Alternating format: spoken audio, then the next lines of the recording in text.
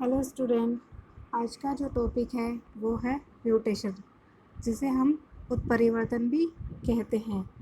यह mutation topic BSc first year के paper number 2 के यूनिट 4 का टॉपिक है।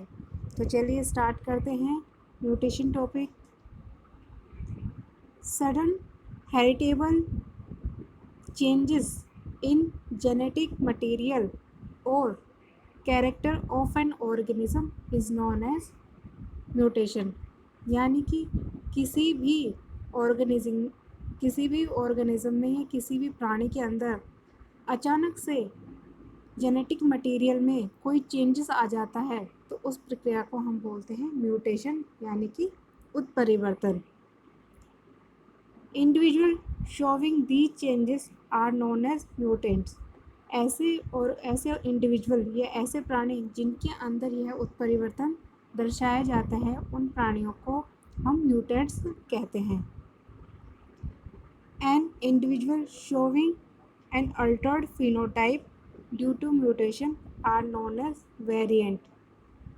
यानी कि जिस म्यूटेशन के कारण किसी भी ऑर्गेनिज्म या किसी भी इंडिविजुअल में फिनोटाइपिक चेंजेस आ जाए, यानी कि बाहरी रूप से जो ऐसे चेंजेस जिनको हम देख सके वो चेंजेस हो जाते हैं, तो उन चेंजेस को हम बोलते हैं वेरिएंट। फैक्टर्स और agent causing mutation are known as mutagen. ऐसे कारक जिनकी वजह से म्यूटेशन उत्पन्न होता है उन्हें म्यूटाजन्स कहते हैं। Mutation which cause changes in base sequences of a gene are known as gene mutation और पॉइंट म्यूटेशन। यानी ऐसा म्यूटेशन जो किसी भी जीन के अंदर उसके क्षार उत्पादकों या बेस सीक्वेंसेस को चेंजेस करता है, तो हम उस म्यूटेशन को जीन म्यूटेशन या पॉइंट म्यूटेशन भी कहते हैं। अब इसकी हिस्ट्री यानी इतिहास। English farmer Seth Wright recorded case of mutation first time in 1791 in male lamb with unusual short leg. सबसे पहले सेट राइट ने म्यूटेशन को रिकॉर्ड किया, म्यूटेशन प्रक्रिया को देखा 1791 में। मेल लैम यानी तो मेल लैम के अंदर उसके शॉर्ट लेग्स में उसमें अचानक से कुछ चेंजेस देखे। तो सबसे पहले जो म्यूटेशन सेट राइट ने एक नर भेड़ के बच्चे के अंदर उसके अनयूजुअल पैरों की लेंथ को देखा, जिसकी वजह से उसको उसमें म्यूटेशन दिखाई दिया। The term mutation is coined by Hugo de Vries in 1900 by his observation in Oenothera. उसके बाद ह्यूगो डेवरीज ने म्यूटेशन शब्द दिया 1900 के अंदर। उन्होंने ओइनथेरा प्लांट्स के अंदर कुछ ऑब्जर्वेशन सर्च किए, जिससे उन्होंने इस प्रक्रिया को म्यूटेशन नाम दिया।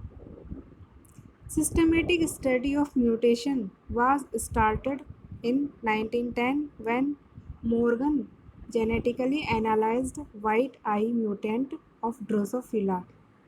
Systematic study वो मॉर्गन ने दी थी 1910 के अंदर। मॉर्गन ने सबसे पहले ड्रोसोफिला के अंदर वाइट आइज ड्रोसोफिला को डिस्कवर किया, एनालाइज किया, जिससे उन्हें पता चला कि जो भी चेंजेस आते हैं वो उत्परिवर्तन की वजह से हुए। तो यानी मॉर्गन ने ही जेनेटिकली एनालाइज किया ड्रोसोफिला की वाइट आइज को। उसके बाद H.J. Muller induced mutation in Drosophila by using X ray in 1927। Morgan के बाद H.J. म्यूलर ने ड्रोसोफिला में एक्सरे की किरणें डाली और उसमें म्यूटेशन की प्रक्रिया की। He was awarded with Nobel prize in 1946। H.J. Muller को नोबेल प्राइज मिला गया था 1946 में। अब है कैरेक्टरिस्टिक ऑफ म्यूटेशन, यानी म्यूटेशन की क्या क्या विशेषताएं होती है। सबसे पहले है generally mutants allele are recessive to their wild type और नॉर्मल एलील। जो भी म्यूटेशन होते हैं वो उनके जो नॉर्मल जो टाइप्स होते हैं उनसे रिसेसिव यानी कम उनमें क्षमता होती है म्यूटेशन की। Most mutations are harmful but some mutation are beneficial. ज़्यादातर जो म्यूटेशंस होते हैं वो हार्मफुल होते हैं यानी नुकसानदायक होते हैं, लेकिन कुछ लाभदायक भी होते हैं। Spontaneous mutation occurs at very low rate. अचानक से होने वाले जो म्यूटेशन की दर है वो बहुत ही कम होती है। Some genes show high rate of mutation, such genes are called mutable genes. कुछ जीन जिनमें सबसे ज़्यादा म्यूटेशन की दर पाई जाती है, ऐसे जीन को म्यूटेबल जीन्स कहते हैं।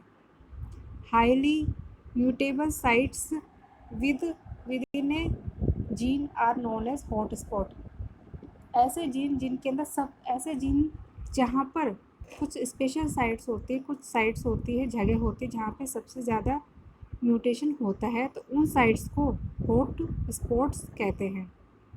Mutation can occur in any tissue, cell, somatic और जर्मिनल ऑफ एन ऑर्गेनिज्म। जो म्यूटेशन होता है वो किसी भी प्राणी के किसी भी सेल में हो सकता है। टिश्यू में भी हो सकता है, कोशिका में भी हो सकता है, कायिक कोशिका में भी हो सकता है और जनन कोशिका में भी हो सकता है। तो यानी जो म्यूटेशन है वो किसी भी प्राणी के किसी भी सेल कोशिका के अंदर कभी भी उत्पन्न हो सकता है। अब है क्लासिफिकेशन ऑफ म्यूटेशन। सबसे पहले जो आधार दिया है वो है survival of the an individual. Classification का पहला आधार माना गया है based on the survival of an individual, जिसमें फर्स्ट पॉइंट है लीथल म्यूटेशन। लीथल यानी कि जिसमें ज़्यादा से ज़्यादा टेंडेंसी किसी भी प्राणी को ख़त्म करने की होती है। तो इसमें है when mutation cause death of all individuals undergoing mutation are known as lethal. यानी ऐसा म्यूटेशन जब यानी कि वह म्यूटेशन जिसके कारण किसी भी इंडिविजुअल की डेथ हो जाए तो वो म्यूटेशन लीथल म्यूटेशन कहलाता है। सब lethal mutation cause death of 90% individual. ऐसा म्यूटेशन जो पॉपुलेशन के अंदर लगभग उस इंडिविजुअल की उस प्राणी की 90% डेथ कर सकता है। तीसरा है subvital mutation. Such mutation kills less than 90% individual. ऐसा म्यूटेशन या ऐसा उत्परिवर्तन जो 90% से कम प्रक्रिया में इंडिविजुअल की डेथ कर पाए। फोर्थ है vital mutation. When mutation don't affect the survival of an individual are not vital. ऐसा म्यूटेशन जो प्राणी की सर्वाइवल को कोई किसी भी प्रकार से अफेक्ट नहीं करता है उसे वाइटल म्यूटेशन कहते हैं। और लास्ट है super vital mutation. This kind of mutation enhance the survival of individual. यानी ऐसा म्यूटेशन जो किसी भी प्राणी की क्षमता को उसके सर्वाइवल को की क्षमता को बढ़ाने में हेल्प करता हो तो वह म्यूटेशन सुपर वाइटल म्यूटेशन कहलाता है। सेकंड है based on cause of the mutation. पहला क्लासिफिकेशन हमने उसके पहला क्लासिफिकेशन में based on the survival of individual पढ़ा। सेकंड जो क्लासिफिकेशन का बेस है वो है based on cause of the mutation, यानी किन कारणों से म्यूटेशन हो रहा है, कारण इसमें पढ़ेंगे। तो सबसे पहला है स्पॉन्टेनियस म्यूटेशन। स्पॉन्टेनियस यानी कि अपने आप होने वाला mutation. Spontaneous mutation occurs naturally without any cause. यानी यह म्यूटेशन अपने आप होता है, प्रक्रिया इसकी प्राकृतिक रूप से होती है बिना किसी कारणों से। The rate of spontaneous mutation is very slow. जो स्पॉन्टेनियस उत्परिवर्तन की दर है वो बहुत कम होती है। Example methylation followed by deamination of cytosine. Cytosine का डीअमाइनेशन होता है मिथाइलेशन के हेल्प से। Rate of spontaneous mutation is higher in eukaryotes than prokaryotes. जो स्पॉन्टेनियस म्यूटेशन की दर है वो यूकैरियोट प्राणी में प्रोकैरियोट प्राणियों से ज़्यादा होती है। Example ultraviolet light of sunlight cause mutation in bacteria. Ultraviolet किरणें बैक्टीरिया में म्यूटेशन करती है।